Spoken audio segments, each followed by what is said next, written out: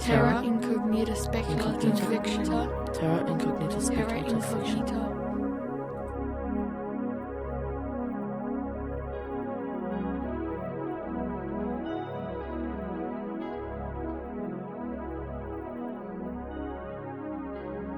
Welcome to this month's Terra Incognita Australian Speculative Fiction podcast.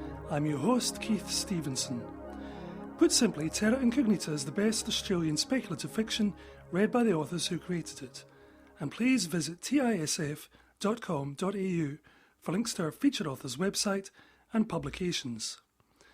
This month's featured writer is Peter M. Ball, who's leading the next crop of up-and-coming Australian spec-fic writers. Peter's story on the destruction of Copenhagen by the war machines of the merfolk was listed in the 2009 Locus magazine recommended reads, and his SF short Clockwork, Patchwork and Ravens won the Aurealis Award for SF short story earlier this year. His story for TISF, Black Dog, is a dark fantasy that shows just how bad it is to be stalked by that particular mongrel. But for some people, it could be a lot worse.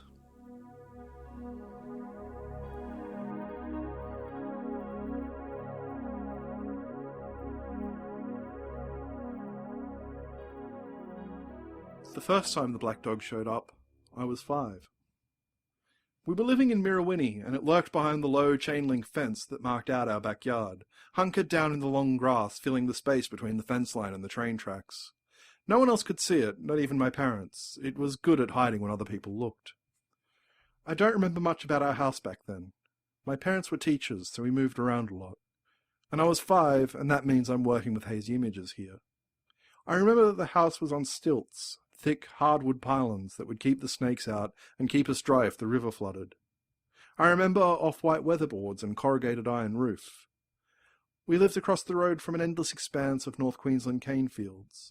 They burned blood red and spat ash into the air during the harvest months. The town was just a school, a pub, and a corner store that sold fizzy drinks and cordial. Maybe a couple of dozen people lived around the train station, the rest spread out in the houses that nestled in the heart of the cane fields. My friends were mostly farm kids, seen only on weekends.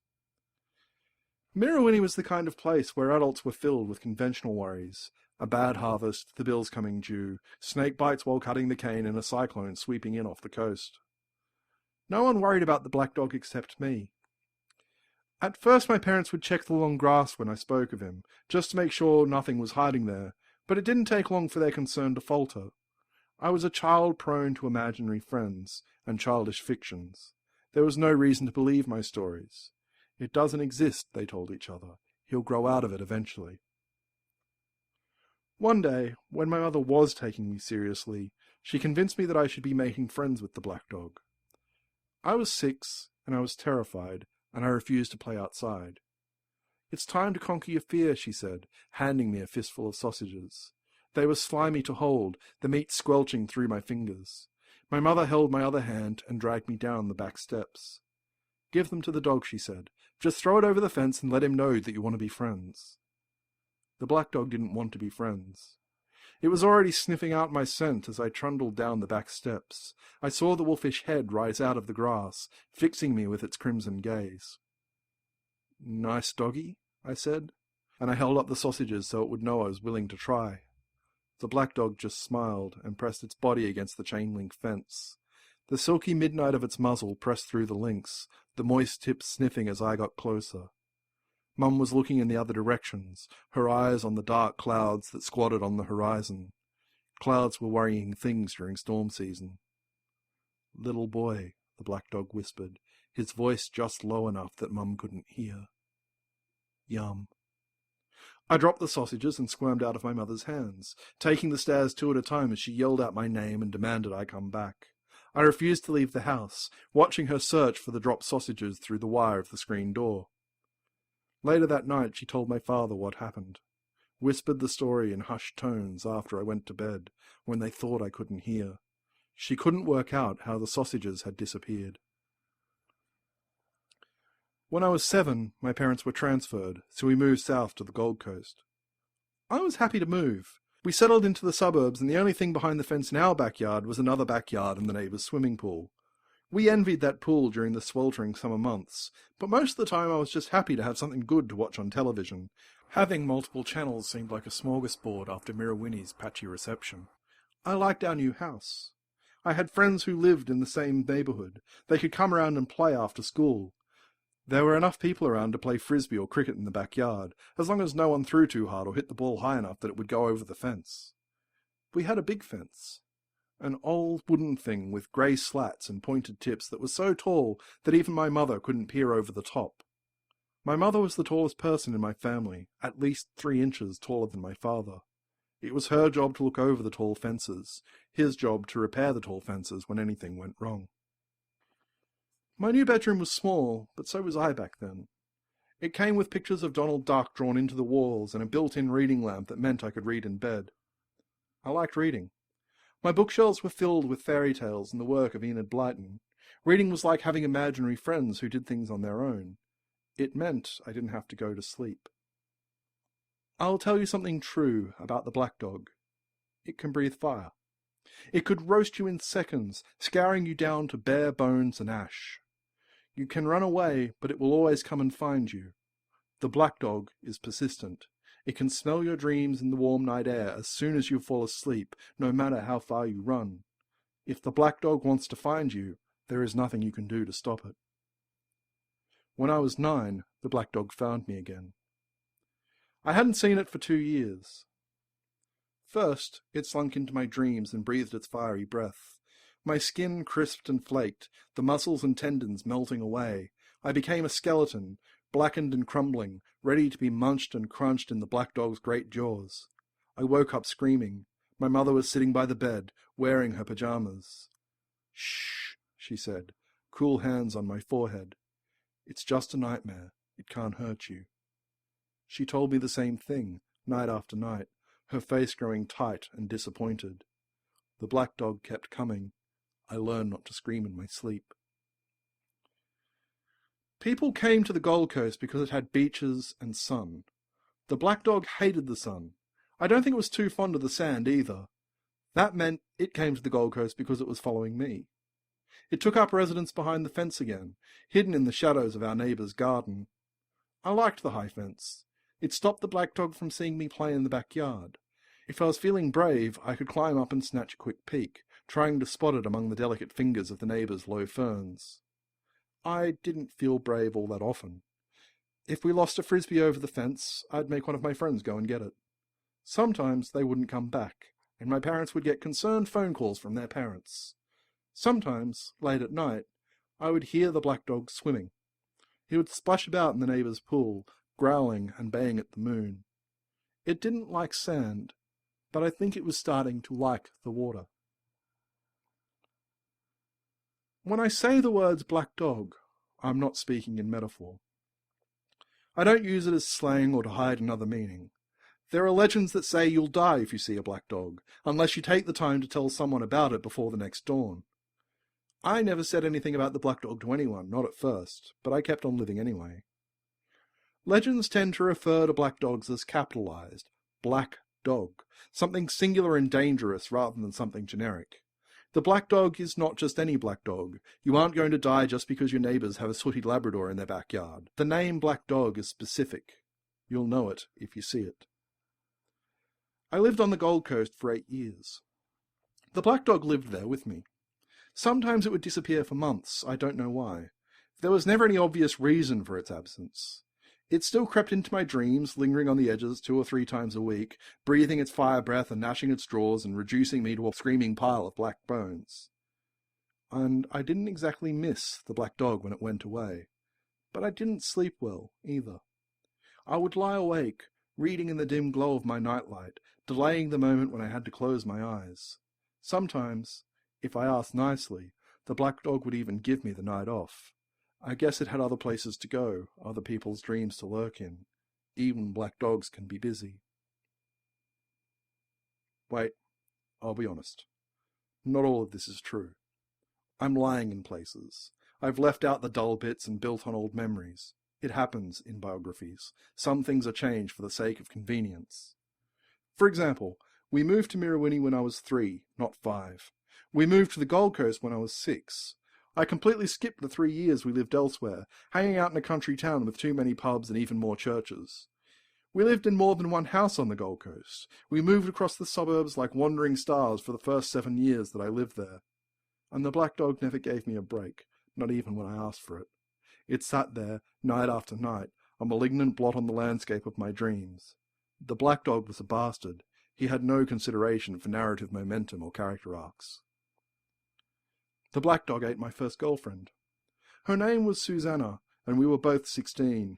We'd met when I was 8, and she taught me how to throw a frisbee. We were friends originally, but there isn't much space for friendship when you're 16. Things evolve, whether you want them to or not. I was a much better friend than I was a boyfriend, even before my kissing her got Susanna eaten. I was a sloppy kisser back then, and I was so nervous about being her boyfriend that I never had much fun when we were together. She got eaten while we were hanging out on the balcony at her place. We were drinking instant coffee, trying to get used to the taste so we could go to cafes and drink lattes without seeming like children. We would boil the kettle, make a cup, and then try to keep a straight face while we drank it down. Now, coffee isn't particularly bitter if you add 6 teaspoons of sugar, but the sharp kick of the sugar rush was almost as bad as the Nescafe bitterness. We were on our 3rd cup when Susanna noticed me watching the fence line. I was a connoisseur of fences by then. I'd been studying them for years, rating them by how well they could keep the black dog at bay. I liked the towering fence at Susanna's because it was made of orange bricks. By now I was afraid that the black dog would work out. It could simply burn down the wooden fence we had at home. "What?" Susanna said. "Why are you looking at the fence?" "Nothing," I said. The balcony gave us a good angle. I could just make out the black dog's hackles rising over the bricks as it hit on the other side. It was a big dog now, bigger than I remembered. "No," Susanna said. "You always do it. It's weird." "Maybe I'm just paranoid." Susanna was into metal and had a love affair with Sabbath and Led Zeppelin. I'd learned to weave the names of her favourite songs into conversations, a private joke. Susanna picked at her black shirt, frown disappearing behind her ragged fringe as she looked down. "Don't make jokes," she said. "I thought you'd loved me." I thought I loved her too. She looked so hurt that I told her the truth. "There's this dog that follows me. A big black one. It hides behind fences and wants to burn me with its breath." Susanna didn't say anything. Then she said, "My neighbours don't have a dog." "It's invisible," I said. "I'm the only person who can see it. It's been hanging around since I was 6, and it creeps into my dreams and breathes fire." "That's stupid," Susanna said. "There's no such thing as invisible dogs that breathe fire." "Well, I can see one." Susanna laughed. I liked it when she laughed. It made her breasts jiggle. At 16, I was acutely aware that breasts were very important things, and I liked the way Susanna's moved. She smiled at me, her teeth showing. "I get it," she said, even though she didn't. "You're having me on." "Sure," I said, "if you like." Then she leaned over and kissed me, her tongue worming its way past my gums and into my mouth. I closed my eyes. It was the first time she'd ever kissed me with tongue. She tasted like too much sugar and Nescafe, sweet and bitter all at once. I could feel her lips working against mine, trying to stay locked in the vacuum of the moment. She stopped and leaned back on her chair. I was still leaning forward, my eyes closed, trying not to drool in the aftermath. "There," she said. Then I opened my eyes and the black dog was behind her, a massive blot of black fur and open mouth. It breathed in and out with harsh regularity, watching Susanna in a blast of sulphurous breath. I hadn't been this close to the black dog in real life, only in my dreams. I gritted my teeth and waited for the fire to come. Susanna didn't seem to notice. Not even when the black gums and gleaming white teeth snapped her up and swallowed her whole. She didn't even get a chance to scream. "So," I said, "I guess it's my turn." The black dog lowered its head and stared into me with its bright crimson eyes. I closed my eyes and waited, wondering if being eaten would hurt as much as being burned alive in my dreams. I waited for a long time. I could feel my ankles starting to itch under my emerald school socks. "Hurry up," I said. "Let's get this over with." Nothing happened. I opened my eyes, and the black dog had disappeared. This is a list of things that have, at one point in my life, frightened me. Daleks. Big snakes. Celine Dion. Public speaking. That scene in Indiana Jones where they open the Ark of the Covenant and the ghosts come out. Nuclear bombs. Really small snakes, the kind that can creep in through your window and wriggle up your nose and sting you in your brain. None of these things frightened me more than the black dog. No one bothered asking questions after Susanna disappeared. Her parents didn't call. Her friends didn't miss her. I wasn't even questioned by the police. That gave me chills for weeks after it happened. I stopped listening to Led Zeppelin after Susanna. It didn't seem fair to listen to them without her. I did keep her Black Sabbath CDs, though. I listened to Paranoid every night just before I went to sleep. I got another girlfriend when I was 17. She was nice, but she thought I was weird, and I thought she was safe. She didn't care about my obsession with fence lines. The black dog waited 8 months before it ate her. When I was 19, I moved out of home. I was a uni student, kind of, so I moved in with a bunch of people who actually went to the classes I was ignoring. We had a unit on the waterfront in Southport, across the river from a theme park and the spit of land that separated Southport from the ocean. In the afternoons, the water would turn a golden orange, like a slice of ripe mango wedged between a pair of sandy shores. Our unit was on the 4th floor. The road behind us was a highway, lots of road noise and moving cars. The unit block didn't have any fences, it barely managed to lay claim to a yard. Our windows looked over the main road. It cost an extra $20 a week to look over the water. I figured there was nowhere for the black dog to hide. I'd be safe, physically, even if it could still creep into my dreams. The first night after we moved in, I stayed up late, drinking and waiting for the traffic noise to die down on the street below. I went to bed at midnight and looked out the window. The black dog was hiding in the metal bus shelter on the opposite side of the road. It crouched over, trying to make itself look small. I leant my forehead against the glass and stared at it. "Yo, black dog," I said. "I can see you." The shaggy head rose up and glared at me. The red eyes were narrow and glowing. Southport wasn't a good place to live when I was 19. It was an old suburb in a tourist town, one of those places that had had its day 60 or 70 years before. It was full of patched-up holiday units and summer shacks that were no longer rented to holidaymakers. The hospital on the edge of the suburb had shut down its rehab facilities and psychiatric wing a year before I moved there. We kept a blackboard in our flat that tallied how often we had a run-in with one of the random crazies, or the junkies eager to offload their methadone for some quick cash. Every week the person with the fewest close encounters was responsible for buying the Friday night beers. Victoria won more often than not. She was beautiful enough to be worth approaching, even if you were crazy or strung out. I lost a lot, but that was okay. I kinda liked buying beer for Victoria. This is what the black dog looks like. It's big, and it's black, and it looks like a dog. The black dog is never big the same way.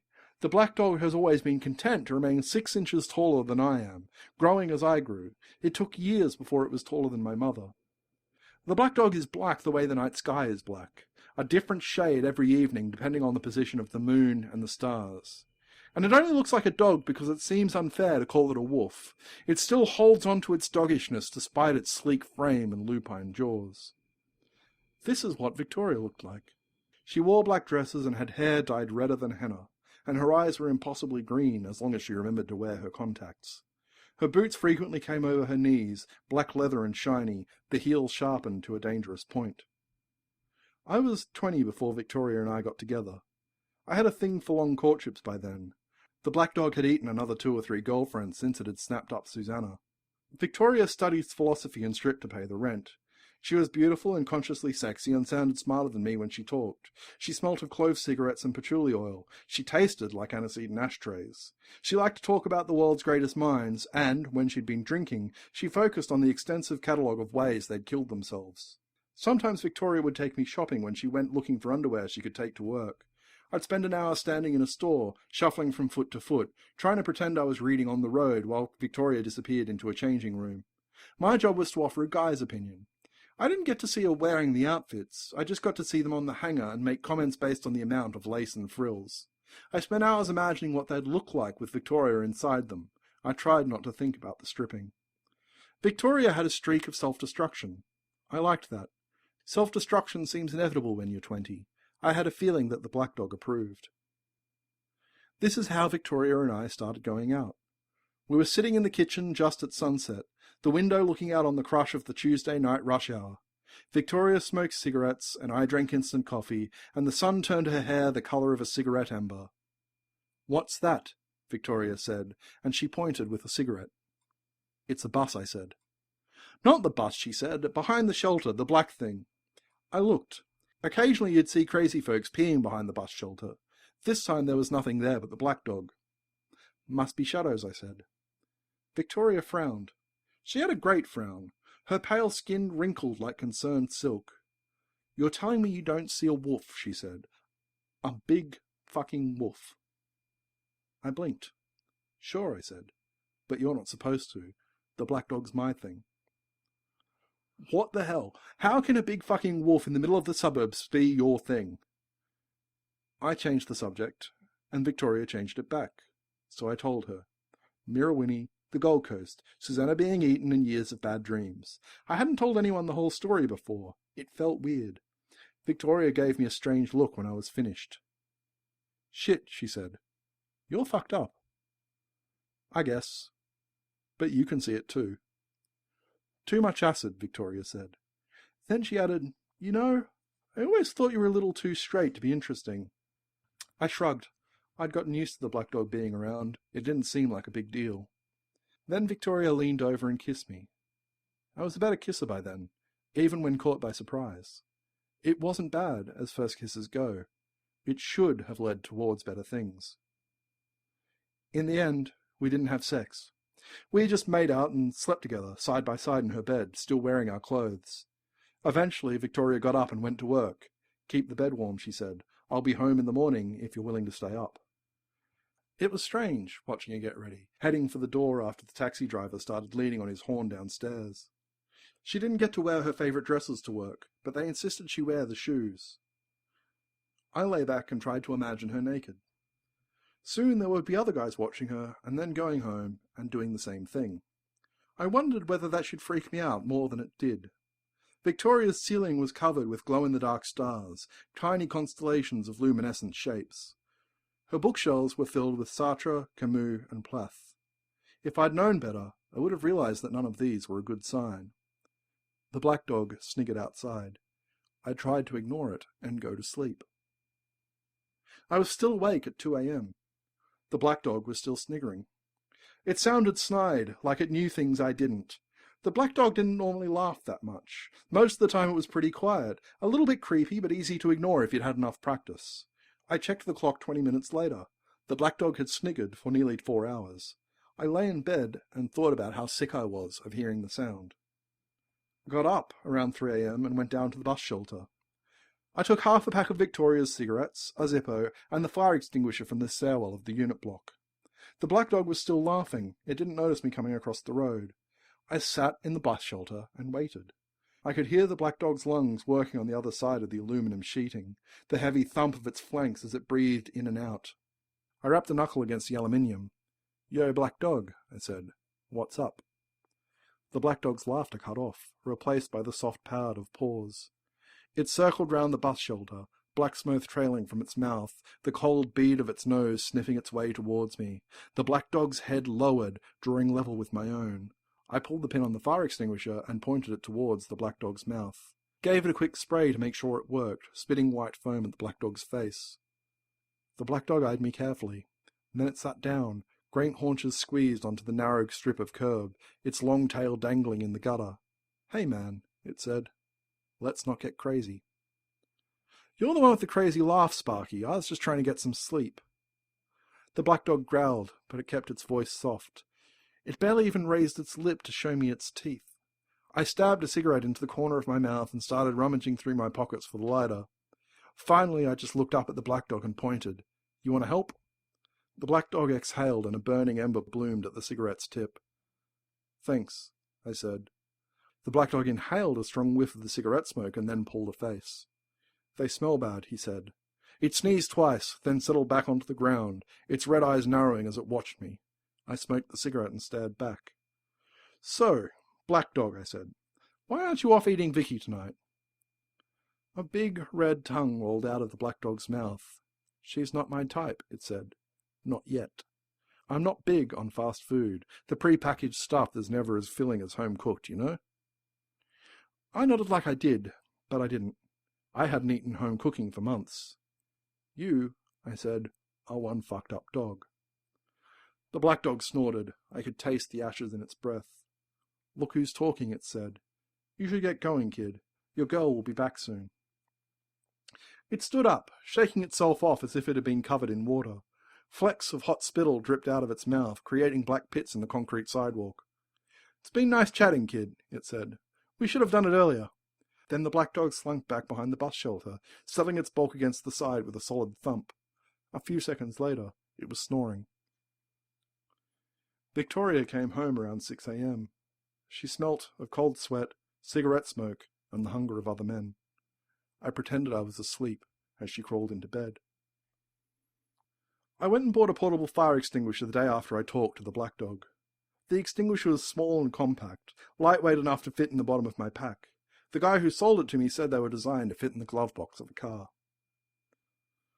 Victoria would spend her free evenings by the window in her bedroom, watching the looming shape of the black dog where it lingered behind the bus stop. She would write notes, smoke cigarettes, and sigh. What does it do? She said. It just sits there day after day. It watches, I said. It waits, and it plans its attack. I was dreaming of the black dog every night. Victoria was added as a new feature. The black dog would eat her before it breathed on me, reducing me to a familiar pile of bones and ash. I found the regularity of this exchange comforting. It reminded me that the black dog was still there, still doing the things it used to do, even if it wasn't eating my girlfriend this time. I wasn't a particularly good boyfriend yet, even with some practice under my belt. I was a better kisser, sure, and I wasn't as nervous as I'd been with Susanna. I knew how to have fun by then. Sometimes we'd have so much fun that Victoria would laugh. Victoria wasn't big on laughing.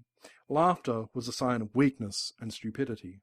She had perfected the art of the deadpan expression specifically so she could avoid actively laughing when she delivered jokes. Her laugh was nervous and hesitant, like a frightened rabbit sitting at the threshold of a warren. I made Victoria laugh, but it was a rare event. Most of the time we got by on awkward passion and the knowledge that the black dog was watching us.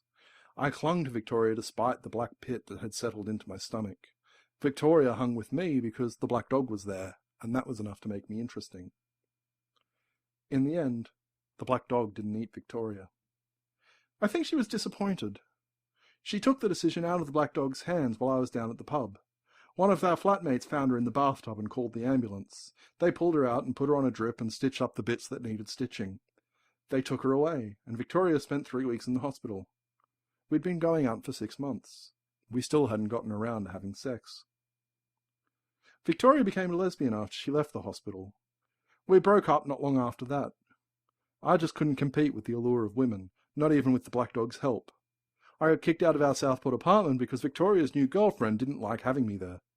My flatmates took a vote to see which of us would stay. They wanted Victoria gone after the suicide attempt, but her name was on the lease and mine wasn't. They figured a little more melodrama was a small price to pay in exchange for not messing around with the RTA and finding the spare cash to cover my share of the bond.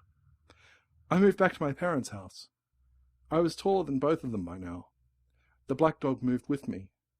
It seemed happy to have a fence to hide behind again, even if I was tall enough to peer over the top when I stood on tippy-toes. My stuff didn't fit into my parents' place anymore. I found the pictures of Donald Duck that filled the wall of my bedroom annoying. I still liked the reading light, though. It made my room feel like home. One night, a couple of weeks after I'd come home, I ducked out back for a cigarette. My parents were inside. I could hear one of them washing up, the other taking a shower in their ensuite bathroom. I knocked on the back fence and held my cigarette up for a light. The black dog wheezed, produced a tiny ember of flame. "Hey, black dog," I said. "Hey, kid," the black dog said. He sounded happy. I smoked. The black dog's heavy breathing rumbled on the other side of the fence. It seemed like it was waiting for something. I said, "Listen, stay out of the neighbour's pool, huh? They've been complaining about fur in the filter." The black dog gave a low growl, a sound that was almost friendly. When I looked up, it was peering over the fence, its forepaws resting against the wood. "I'm moving," I said. "This place feels too small now. I'm thinking of heading towards Brisbane, seeing what I can find there." The black dog didn't say anything. It just heaved big breaths, huffing and puffing, snuffling air through its smoke-filled nose.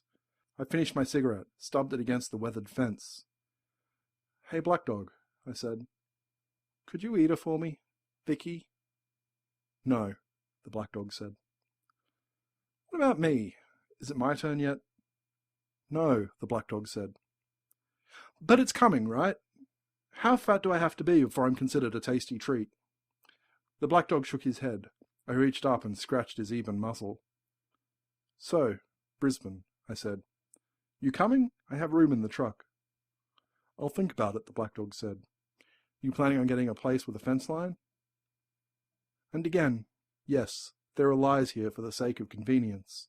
It's a flaw of biography, the assumption of an ending and a satisfying conclusion. The end is always false, an attempt at poignancy that real life rarely provides. This is not how it ends, not really, but it's the way it ends here.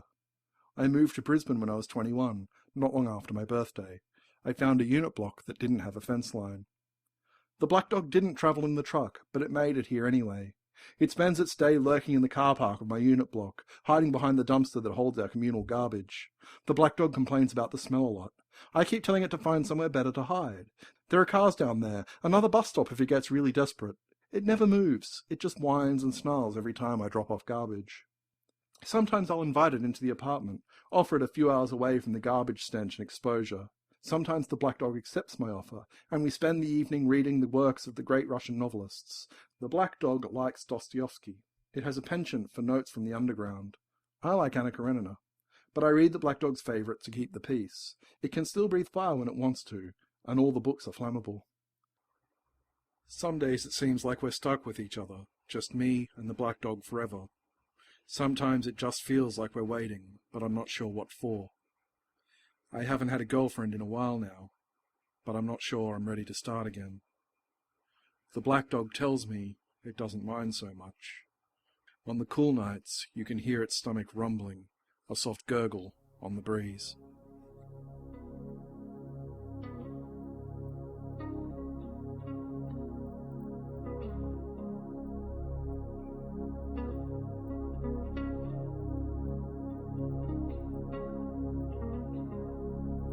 Terra incognita speculative fiction. Terra Terra incognita Terra speculative fiction. incognita. Reviews.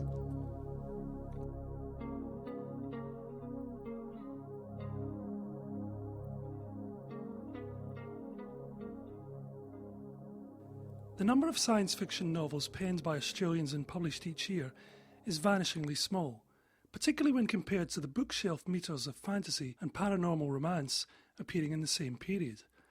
But it's not all bad news for SF.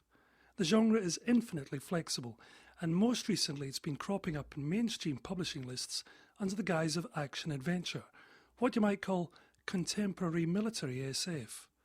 One of the best proponents of this subgenre is relative newcomer Greg Beck, whose Beneath the Dark Ice we reviewed in TISF number 15. Dark Ice contained quite a few nice SF tropes, and in Beck's latest, Return of the Prophet, the SF element is amped up even more. As demonstrated in Dark Ice, Beck has a strong grasp of the action genre. His work is exciting, fast-paced, and cinematic in feel. He's also good at appropriating from the real world and extrapolating into the very near future.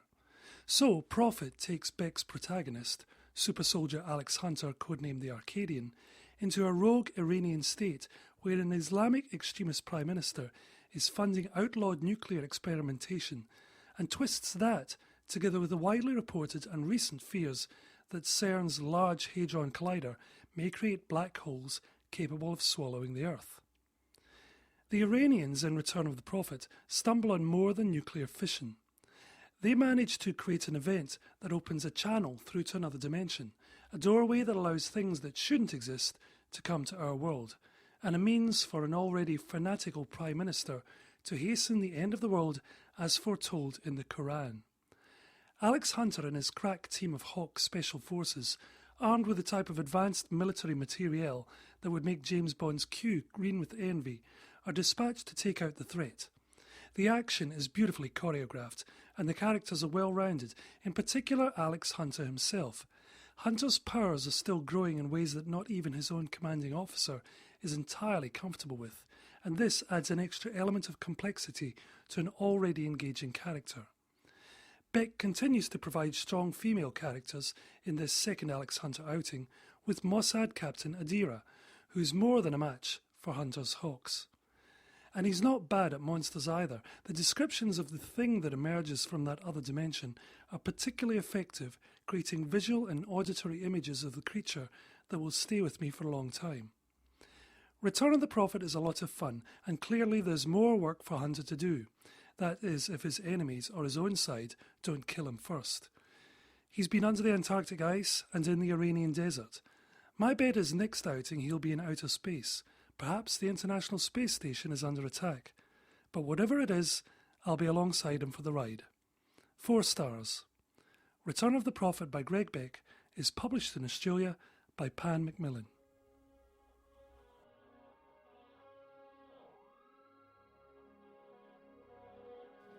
You have been listening to Terra Incognita Australian Speculative Fiction Podcast. Visit tisf.com.au for links to the featured authors' websites and for details of their publications. Stories are copyright by the author. Book reviews are copyright Keith Stevenson, 2010. This podcast is licensed under a Creative Commons Attribution Non-Commercial Share-alike 2.5 Australian license. See our website for details. Please tune in next month for another podcast of the best Australian speculative fiction read by the authors who created it.